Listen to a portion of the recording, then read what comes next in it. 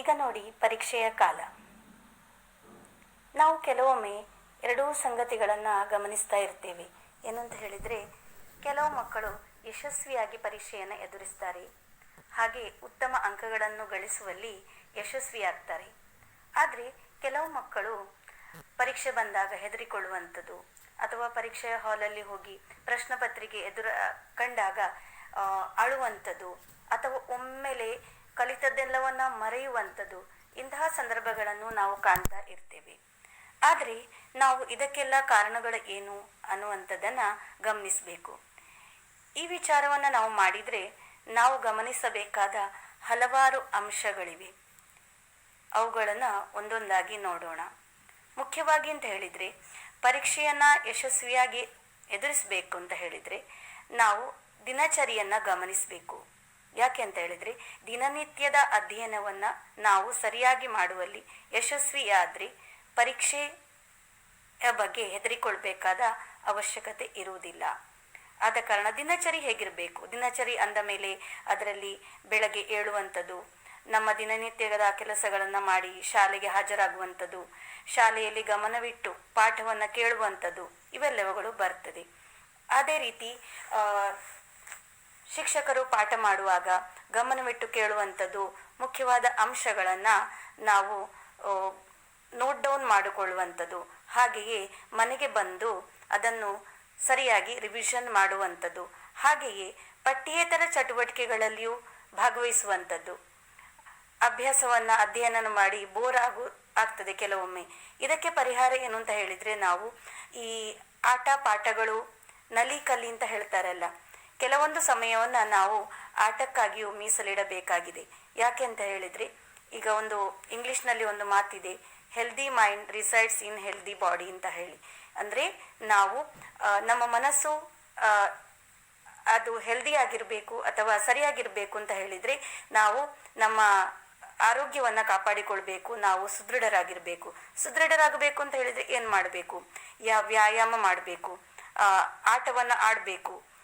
ಅದೇ ರೀತಿ ಬೆಳಿಗ್ಗೆ ನಾವು ಸರಿಯಾಗಿ ವ್ಯಾಯಾಮವನ್ನು ಮಾಡುವಂಥದ್ದು ಮತ್ತು ಮೆಡಿಟೇಷನನ್ನು ಮಾಡಬೇಕು, ಧ್ಯಾನವನ್ನು ಮಾಡಬೇಕು. ಕೆಲವೊಂದು ಮಕ್ಕಳಿಗೆ ಅಭ್ಯಾಸ ಮಾಡುವಾಗ ಅವರಿಗೆ ಸರಿಯಾಗಿ ಗಮನ ಕೊಡಲು ಸಾಧ್ಯವಾಗುವುದಿಲ್ಲ. ಏನು ಅಂತ ಹೇಳಿದರೆ, ಸ್ವಲ್ಪ 5 ನಿಮಿಷ 10 ನಿಮಿಷ ಅವರು ಓದ್ತಾರೆ, ಬರೀತಾರೆ, ನಂತರ ಅವರು ಬೋರ್ ಆಗಿ ಪುಸ್ತಕ ಮಡಚಿ ಇಟ್ಟು ಬೇರೆ ಕಡೆಗೆ ಹೋಗ್ತಾರೆ. ಇದನ್ನು ನಾವು ಯಾವ ರೀತಿ ಅವಾಯ್ಡ್ ಮಾಡುವಂಥದ್ದು ಅಂತ ಹೇಳಿ. ಆದ ಕಾರಣ ಆಟವೂ ಮುಖ್ಯ, ಪಾಠವೂ ಮುಖ್ಯ. ಈ ಆಟ ಪಾಠ ಮತ್ತು ವ್ಯಾಯಾಮ ಇವುಗಳನ್ನು ನಡುವೆ ಒಂದು ಬ್ಯಾಲೆನ್ಸನ್ನು ನಾವು ಮೇಂಟೈನ್ ಮಾಡಿಕೊಳ್ಳಲು ನಾವು ಯಶಸ್ವಿಯಾದರೆ ನಾವು ಪರೀಕ್ಷೆಯನ್ನು ಸರಿಯಾಗಿ ಎದುರಿಸ್ಕೊಳ್ಬೇಕು. ಅದೇ ರೀತಿ ದಿನನಿತ್ಯದ ಅಧ್ಯಯನವನ್ನು ನಾವು ಯಾವ ರೀತಿ ಮಾಡಬೇಕು ಅನ್ನುವಂಥದ್ದನ್ನು ತಿಳಿದುಕೊಂಡಿದ್ದೇವೆ. ಆದರೆ ನಾವು ವಾರದಲ್ಲಿ ಏನು ಮಾಡಬೇಕು? ವಾರದ ಕೊನೆಯಲ್ಲಿ ನಾವು ಆ ವಾರದಲ್ಲಿ ಪ್ರತಿಯೊಂದು ದಿವಸದಲ್ಲಿ ಕಲಿತಂತಹ ವಿಷಯಗಳನ್ನು ರಿವಿಷನನ್ನು ಮಾಡಬೇಕಾಗ್ತದೆ. ಈ ರೀತಿ ರಿವಿಷನ್ ಮಾಡುವುದರಿಂದ ಅದನ್ನು ಪುನಃ ನೆನಪಿಸಿಕೊಳ್ಳಲು ಸಹಕಾರಿ ಆಗ್ತದೆ. ಇನ್ನೊಂದು ಅಂತ ಹೇಳಿದರೆ,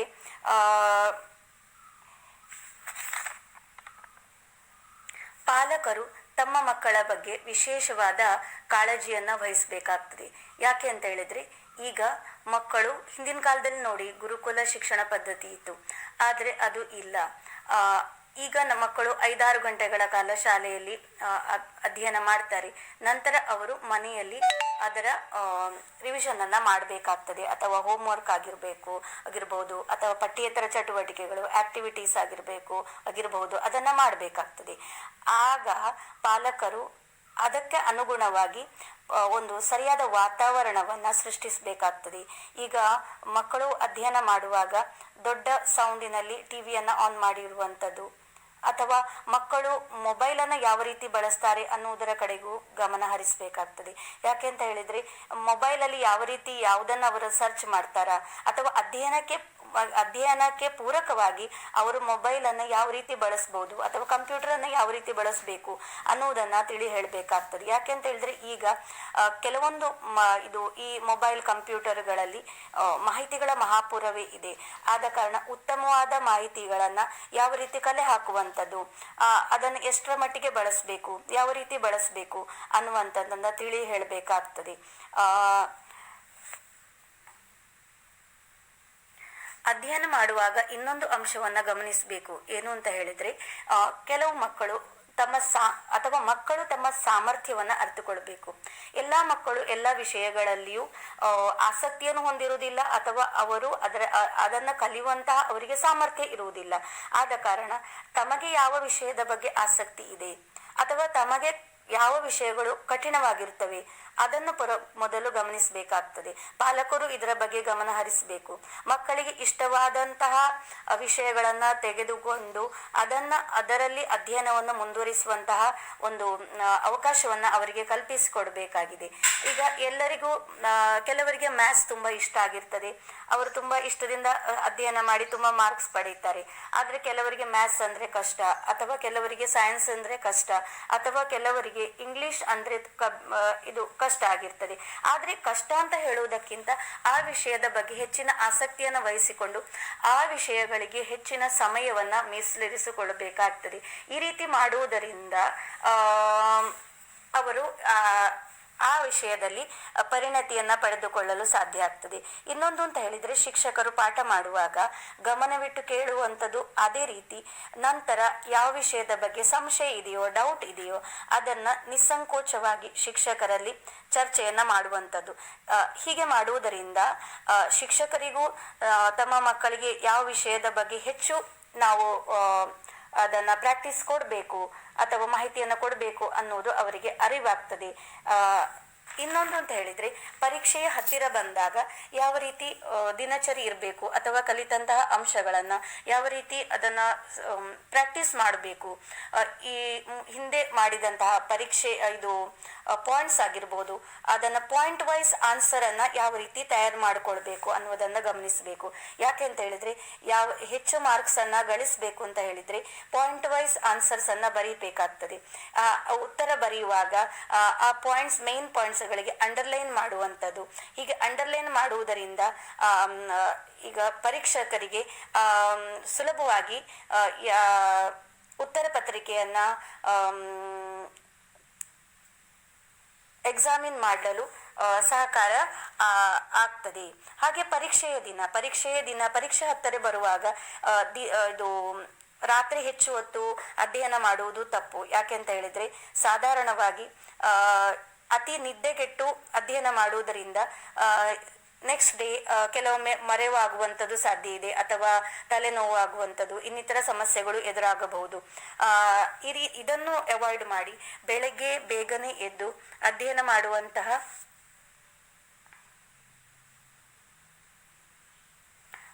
ಹವ್ಯಾಸಗಳನ್ನ ಬೆಳೆಸಿಕೊಳ್ಬೇಕಾಗ್ತದೆ.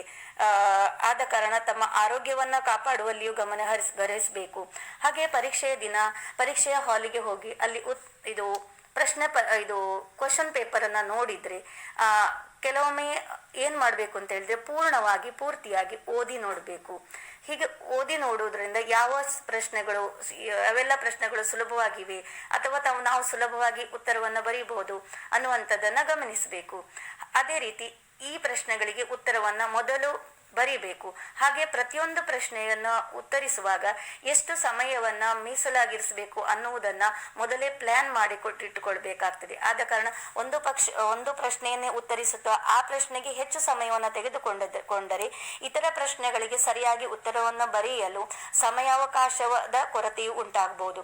ಆದ ಕಾರಣ ಎಷ್ಟು ಪ್ರಶ್ನೆಗಳಿವೆ, ಪ್ರತಿಯೊಂದು ಪ್ರಶ್ನೆಗೂ ಎಷ್ಟು ಸಮಯವನ್ನು ಮೀಸಲಿರಿಸಬೇಕು ಅನ್ನುವುದನ್ನ ಮಕ್ಕಳು ಗಮನಿಸಬೇಕಾಗ್ತದೆ. ಹಾಗೆಯೇ ಕಠಿಣವಾದ ಪ್ರಶ್ನೆಗಳು ಇದ್ದರೂ ಸಹ ತಮಗೆ ಗೊತ್ತಿದ್ದಂತಹ ಉತ್ತರಗಳನ್ನ ಸರಿಯಾಗಿ ತಮಗೆ ತಿಳಿದ ಮಟ್ಟಿಗೆ ಉತ್ತರವನ್ನ ಬರಿಬೇಕಾಗ್ತದೆ. ಆದ ಕಾರಣ